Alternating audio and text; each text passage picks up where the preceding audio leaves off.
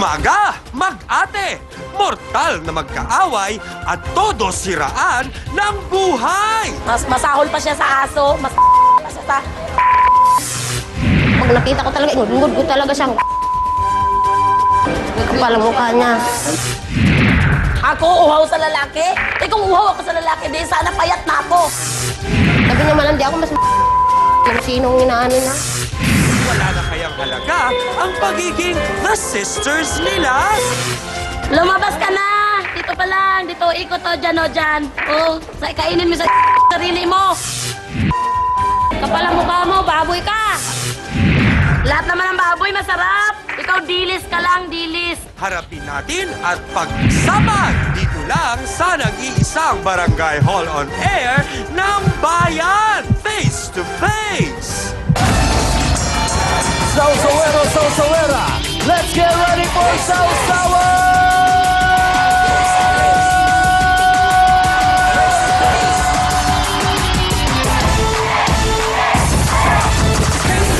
Good morning mga kapatid! Tara na't mag-usap tayo at magharapan! Solusyonan na ang mga problema! Sa pula, sa puti!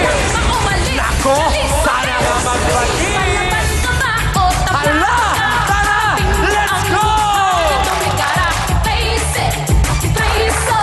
Napusa diyang makulay ang mukha ng buhay. Tayo magharapan ang ating pag-usapan. Aminan, awayan at magukayan. Gusto mo bang makisawsaw-taran ng kaibigan pa ngayon? Mga kabarangay!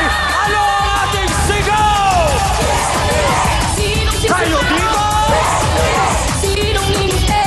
Face to face! Ang mga problema. Face to face! Huwag mo kalimutan! Harapin mo face to face!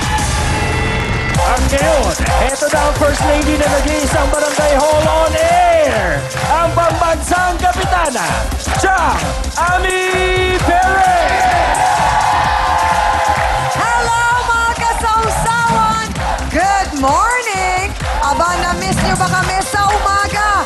Dahil nga po sa ni-request ninyo na bumalik kami sa dating oras, wish granted kayo. Muli po tayong magsasama-sama at mag-uusap sa bawat umaga. At ginagawa po namin ito dahil syempre pa, mahal namin kayo mga kapatid at mga kasawsawan. At bilang buena mano, eto na ang ating issue. Kapatid ko, tinraidor ako. Masayang masaya sa pagsira ng buhay ko. Naku, bakit naman, Hans? Mukhang magiging seryoso at heavy ang ating issue na naman. Handa na ba kayo? Yun ang tanong. Ready na kami, Chang. Pero susubukan natin pag-aani ng mga bagay-bagay para sa ating mga bisita. Hindi ba mga kapatid? Kaya naman, kayanin nyo na ito. B1 at B2. Matinding payuhan sigurado ito mamaya kasama sina Attorney Ben Acosta, Dr. Camille Garcia, Father Sunny Merida, ang ating pong mahal na trio, Tagapayo. So, let's make it a come on! Face to face na!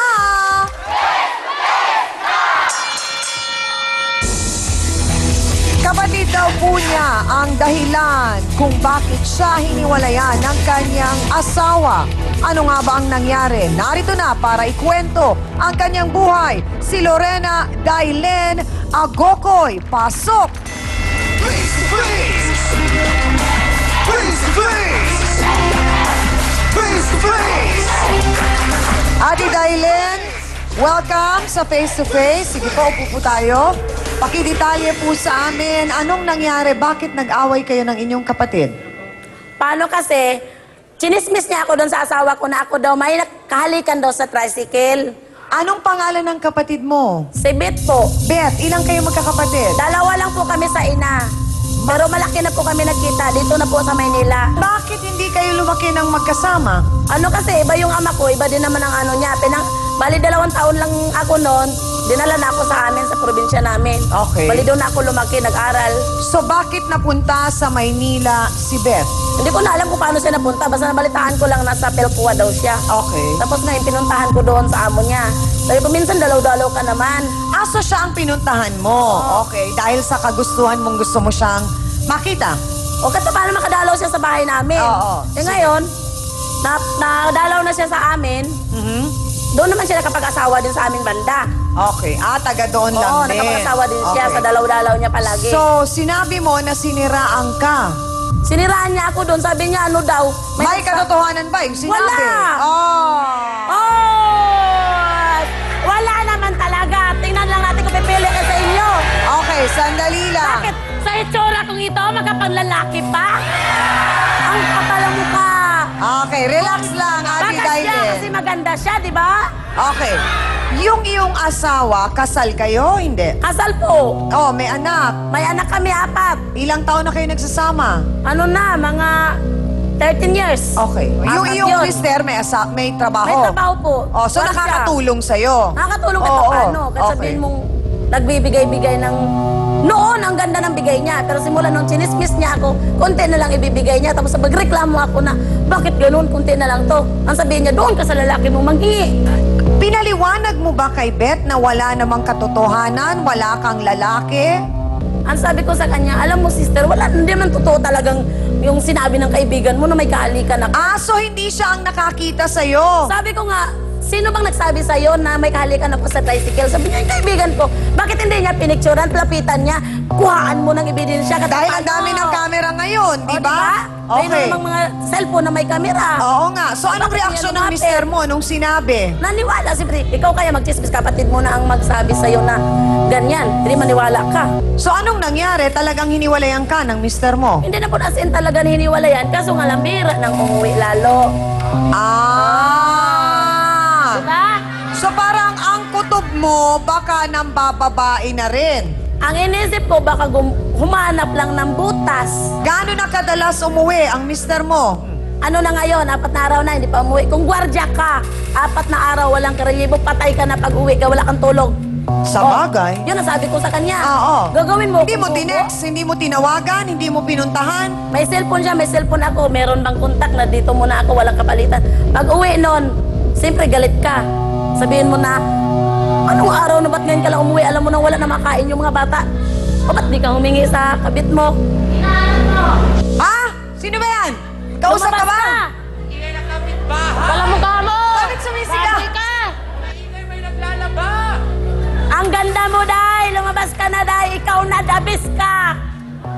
Certified kang chismosa ka! Baka ikaw ang sinungaling! Kasi hindi pa yun siya talaga ang Bakit ganoon? Parang may naririnig ako doon sa kaliwa, tapos may naririnig ako doon sa kanan.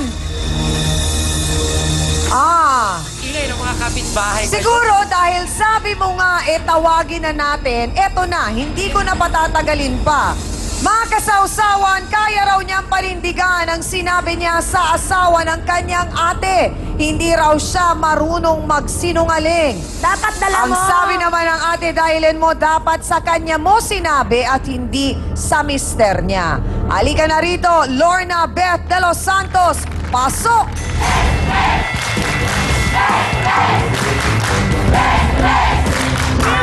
Sandali lang!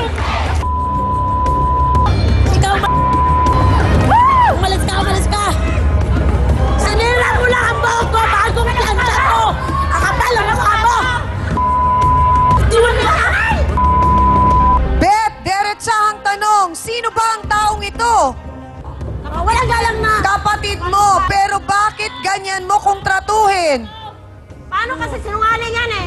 Ako sinungaling! Sino sinungaling sa atin dalawa? Sino nga ba ang nagsisinungaling, mga kasaus?